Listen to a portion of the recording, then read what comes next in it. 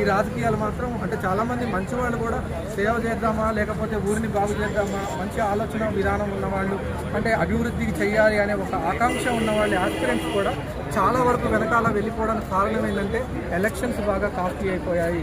అంటే సర్పంచ్ ఎలక్షన్స్కే ఇట్లా ఉంటే రేపొద్దున ఎమ్మెల్యే ఎలక్షన్స్ కానీ అంటే ఎంపీకి కానీ కావాలంటే కొన్ని కోట్ల రూపాయలు. అంటే ఎలక్షన్స్ ఎప్పుడైతే కాస్ట్లీ ఉన్నదో మంచి చేయాలనుకునే వాళ్ళ దగ్గర డబ్బు ఉండదు.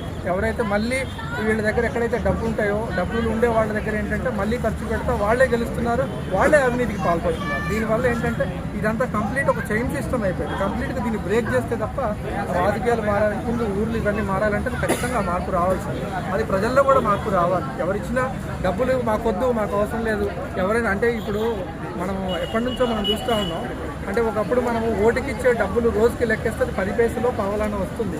అంటే మన అభివృద్ధిని రోజుకి 10 పైసలకి పావలాకి అమ్ముకొని మన బిడ్డల్ని తాకట్టు పెట్టడం కన్నా మంచి చేసే వాళ్ళకి ఈ డబ్బులు మాకొద్దు, అందరినీ బైకాట్ చేయండి, 500 ఇచ్చేవాడొద్దు, 1000 రూపాయలు ఇచ్చేవాడొద్దు, 5000 ఇచ్చేవాడొద్దు అన్నప్పుడు అప్పుడు నిజమైన నాయకులకు ఓట్లు పడతాయి. అప్పుడు ఊర్లు బాగుపడే అవకాశం.